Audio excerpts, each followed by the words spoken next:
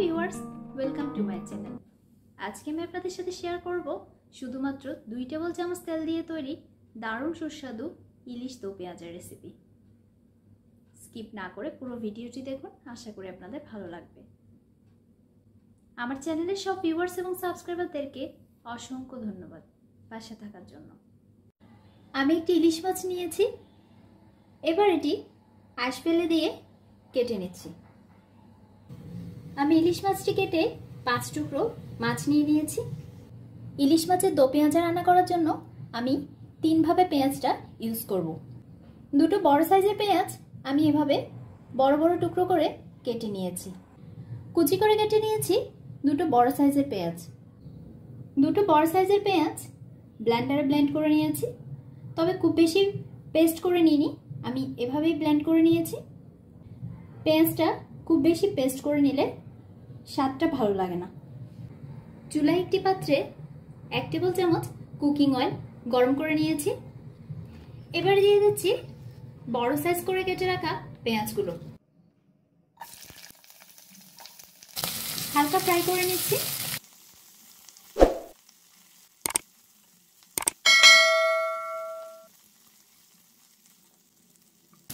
হালকা ফ্রাই হয়ে গেলে চুলা থেকে এবার নামিয়ে নিব। একই পাত্রে আরও 1 টেবিল চামচ তেল গরম করে নিয়েছি। এবার দিয়ে দিচ্ছি কুচি করে কাটা পেঁয়াজগুলো।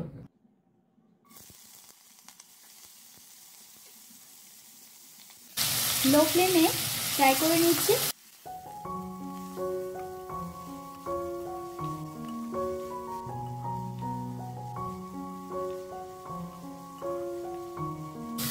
পেঁয়াজগুলো হালকা ফ্রাই হয়ে গেলে এবার দিয়ে দিচ্ছি ব্লেন্ড করা পেঁয়াজগুলো। একসাথে ফ্রাই করে নিচ্ছি।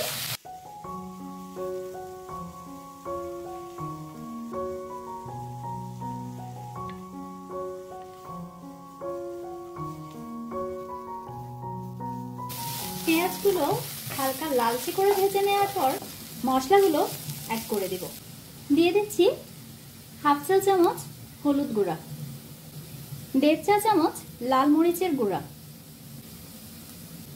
1/4 চা চামচ জিরার গুঁড়া, স্বাদ মতো লবণ দিয়ে দিচ্ছি।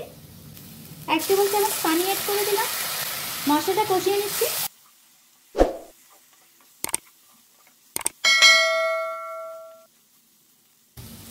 মশলাটা কষিয়ে নেওয়ার পর 500 ml নর্মাল পানি অ্যাড করে দিচ্ছি। দিয়ে দিচ্ছি 4টি কাঁচামরিচ। ঝোলটা ফুটতে শুরু করলে মাছগুলো দিয়ে দিচ্ছি।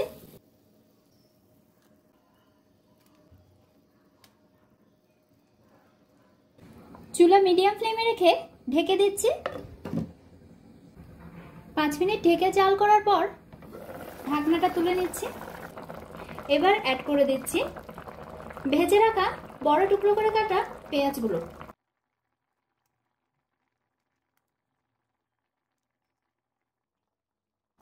এবার চুলা মিডিয়াম টু হাই ফ্লেমে রেখে গ্রেভিটা আরো ঘন করে নিচ্ছি।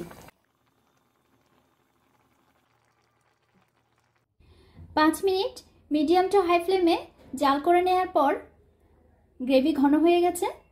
ইলিশ মাছের দো পেঁয়াজা পরিবেশনের উপযোগী হয়ে গেছে। আমি চুলা অফ করে দিচ্ছি।